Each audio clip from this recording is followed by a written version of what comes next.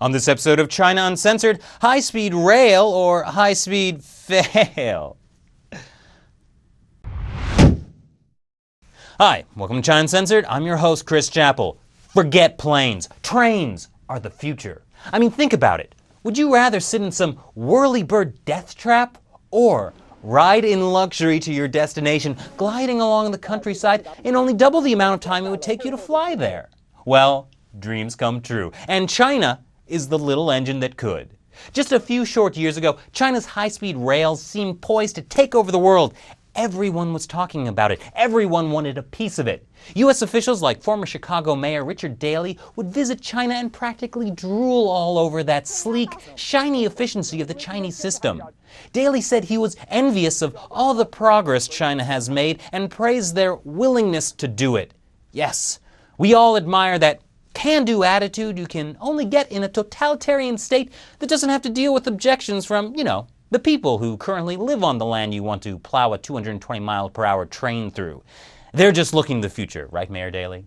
Even former Terminator and Governor of California Arnold Schwarzenegger wanted in. I mean, you can't be a running man forever. Well, all that ended, sadly, after the 2011 high-speed rail crash in Wenzhou, coupled with a hasty attempt to literally bury the evidence. Apparently people were upset by that. That's why the party doesn't like to listen to them in the first place. But it also shone a spotlight on the vast network of high-speed corruption operated by China's railway ministry. They ran the railways and were responsible for regulating them, meaning it regulated itself. And we all know how well that works. It even had its own police force and was a huge base of power for those involved, like former Railways Minister Liu Zhijun. That is until he was arrested in 2011 following the train crash and was given a suspended death sentence in 2013 for taking $10 million in bribes. The Railways Ministry, burdened by $428 billion of debt, was itself dissolved and separated into a transport ministry and a state-owned railways corporation. So that took a little bit of the steam out of that whole China's high-speed rail as a shining example of the future thing. But all that is behind us now. High-speed rail is back, baby. That's because China is considering building a high-speed rail line to the U.S. Mind blown. And I know it's true because I read it in the People's Daily. This rail line would start in northeast China, run through Siberia, cross a 125-mile underwater tunnel under the Bering Strait, then travel through Alaska and Canada before reaching the continental U.S. And it will only take 2 days to travel from Beijing to the U.S. instead of the 12 hours by plane. Now this is what I'm talking about. This is the kind of wacky ambition and complete disregard for the reality of the natural environment that brought us things like the Three Gorges Dam, the world's largest hydropower project that displaced 1.3 million people and is also causing landslides, drought, and earthquakes.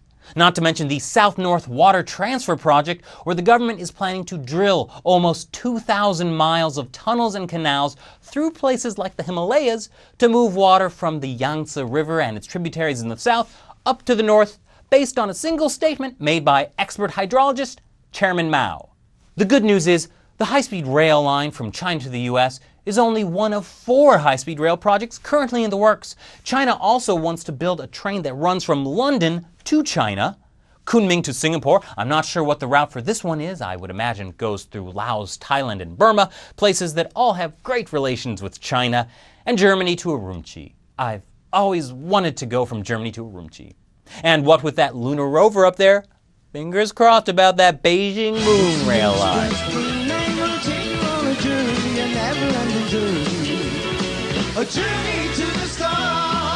But it seems like some in China are feeling a little defensive about these ambitious rail projects after hundreds of English-language media outlets picked up the story. So the China Daily published this opinion piece translated from another Chinese state-run media. It acknowledges that the difficulties in capital, technology, geology, engineering, climate, and geopolitics are conceivable. But it says we're missing the bigger picture here. You see, Western forces built the current world order with warships to benefit themselves, which just isn't fair.